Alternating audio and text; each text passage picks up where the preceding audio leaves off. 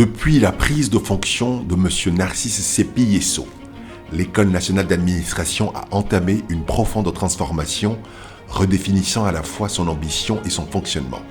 Une ambition claire, faire de l'ENA un pôle d'excellence au cœur de la transformation de l'action publique. À travers le décret 2023-766 du 28 septembre 2023, l'ENA s'est vu confier de nouvelles missions, assurer la formation initiale et permanente des fonctionnaires et agents de l'État, développer la recherche et l'ingénierie administrative, promouvoir l'intelligence du service public et conduire la consultance au profit des organisations publiques et privées. Ces nouvelles missions ont induit d'importantes réformes, parmi lesquelles l'instauration de la formation au civisme et à la citoyenneté à l'école de gendarmerie d'Abidjan, ainsi que la formation commune de base ou tronc commun, véritable socle de la formation des futurs cadres de l'administration publique. L'École nationale d'administration était quasiment questionnée sur la qualité de la formation à donner pour que cette transformation, notamment culturelle, puisse aboutir. Il fallait donc trouver le moyen de mobiliser l'ensemble des élèves, qu'ils soient issus des concours professionnels, des concours directs, à suivre effectivement les formations qui sont données. Et ces formations au niveau du tronc commun, qui étaient des formations basiques sur la connaissance de l'administration, ces modes de communication et de gestion étaient donc essentiels pour que nous puissions travailler à formater à nouveau nos élèves. Dans ce sens-là, le tronc commun a été transformé. Le tronc commun a été réformé pour que désormais il serve de cadre d'orientation en filière, c'est-à-dire en moment de spécialisation.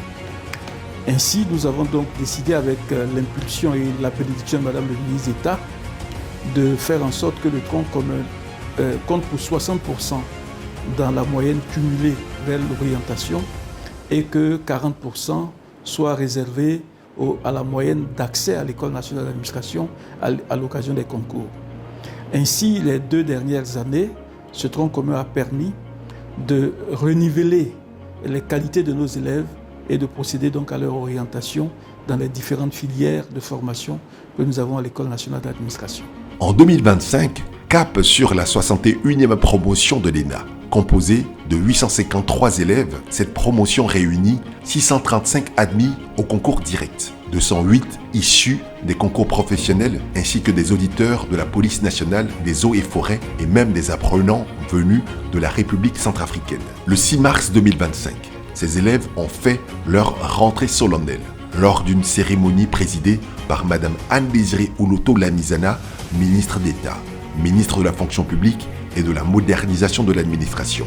Bien avant, en janvier 2025, ils ont suivi une formation au civisme et à la citoyenneté à l'école de gendarmerie d'Abidjan. Entre activités physiques et cours en salle, ces élèves ont pu renforcer leur discipline, leur sens du devoir et les valeurs républicaines. Quelques jours plus tard, le 10 mars 2025, débutaient effectivement les cours du tronc commun.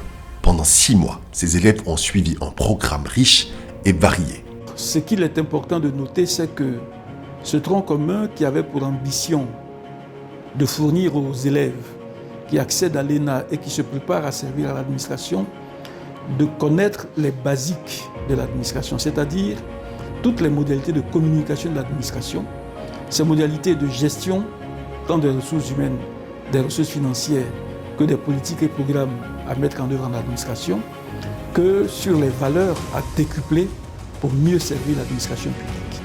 Ainsi, en matière de connaissance de la communication de l'administration, nous enseignons la rédaction administrative, les discours, l'écriture des discours, nous enseignons les communications en Conseil des ministres, mais nous enseignons également tout ce qui est lié à la communication institutionnelle. En ce qui concerne la gestion, nous avons la gestion des ressources humaines, la gestion des ressources financières, que ce soit la gestion dans les administrations centrales, dans les administrations décentralisées, que dans les EPN. Tous ces aspects-là sont enseignés à nos élèves, mais également tout ce qui est lié à la gouvernance des politiques publiques. Ensemble, ces éléments-là ont donc permis à nos élèves d'avoir le contenu nécessaire avant d'aller en filière. Des enseignements dispensés dans une approche moderne combinant cours en présentiel, travaux dirigés et évaluation en ligne. Une innovation majeure introduite par la direction générale. L'une des innovations essentielles apportées a été la digitalisation des évaluations. Toutes les compositions quasiment se sont faites en ligne sur les smartphones. Cela répondait à un double objectif. Premièrement, faire en sorte que les évaluations ne prennent pas tout le temps, que les évaluations puissent se faire dans les meilleurs délais, dans un temps bref mais précis, et que deuxièmement, il n'y ait pas de manipulation humaine sur ces évaluations-là. De sorte que quand les élèves sont évalués sur 20 questions sous la forme de quiz et qu'ils répondent, à l'issue des 20 minutes, ils ont leurs notes, ils ont leurs corrections et ils ont leurs fiches de composition. De sorte donc que la véracité, la sincérité des résultats obtenus ne soit pas mise en cause. À l'issue de ces 6 mois intenses, vient une étape déterminante, le choix des filières. Les 8 et 9 septembre 2025, les élèves des cycles moyens supérieurs et supérieurs ont procédé à cette sélection. Le classement est établi selon une moyenne combinant 40% de la note d'admission et 60% de la moyenne du tronc commun. Un système de mérite qui récompense la rigueur et le travail. Des élèves témoignent de cette expérience exigeante, mais aussi formatrice, qui leur a permis de révéler leur potentiel. À l'entrée au concours de l'École nationale d'administration, j'ai été 102e. Et là, je termine le tronc commun avec la place de 7e. Je suis vraiment très heureuse. Grâce au tronc commun qui a été initié par le directeur général, j'ai travaillé très dur. J'ai vraiment donné le meilleur de moi afin de passer de 102e à 7e. Donc, quel que soit votre rang à l'entrée, je vous dis que le rêve est encore possible de retourner parmi les premiers. Je passe de la 94e place à la première place. Je bénis déjà Dieu et aussi j'encourage l'opinion publique, bien sûr, les promotions à venir, à ne pas rester focalisé, bien sûr, sur la moyenne du concours, mais à se donner le grand maximum pour les 6 mois de tronc pour pouvoir choisir la filière de leur choix. Parmi eux, M. Guy Armand Koulibaly, major du cycle supérieur à l'issue du tronc commun, partage sa fierté et sa vision d'avenir. Je suis titulaire d'une maîtrise de gestion obtenue à l'Université de Cocody en 2009. Après cette formation théorique, j'ai occupé un poste d'auditeur interne dans une institution de microfinance. Il faut tout d'abord dire que pour moi, l'École nationale d'administration est l'école d'élite de la formation de l'administration ivoirienne. Et j'ai toujours caressé le rêve d'intégrer l'administration pour servir mon pays. Et ce rêve s'est réalisé par mon entrée à l'École nationale d'administration dans la 61e promotion.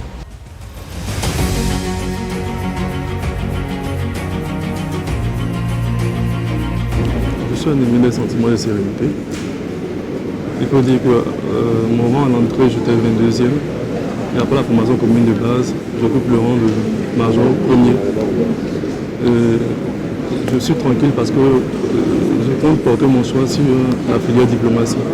Pour lui, une nouvelle page s'ouvre, celle d'un parcours dédié à la diplomatie et au rayonnement international de la Côte d'Ivoire. Depuis le 6 octobre 2025, les élèves ont entamé leur formation en spécialité. Désormais, chaque élève suit la filière qu'il a choisie au sein des 2 grandes écoles avec un objectif commun, servir l'État avec compétence, loyauté et excellence.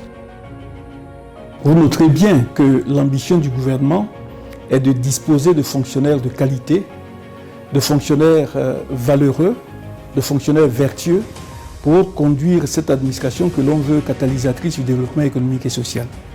Dans cette perspective, Madame le ministre d'État prône le fonctionnaire nouveau. Et nous, à l'ENA, nous nous engageons dans cette perspective de la transformation culturelle de l'agent public pour en faire un fonctionnaire nouveau. Et le tronc commun est un des éléments qui contribuent largement à construire ce fonctionnaire nouveau-là, à construire ce fonctionnaire vertueux, à construire ce fonctionnaire performant. L'École nationale d'administration, plus qu'une institution, une école de valeurs, d'excellence et de service. La République de Côte d'Ivoire, tu aimeras, pour la servir et la défendre passionnément. Pour sa cohésion et son évolution, tu lutteras, évitant les divisions et les querelles sagement. Dans la vie, tes concitoyens, tu aideras, tel le veut ta carrière sincèrement. Loyalisme et honnêteté, tu pratiqueras. Ainsi, tu seras le bon exemple vivant. Les anciens de l'école, tu respecteras. Cette charte que l'on te passe, mêmement.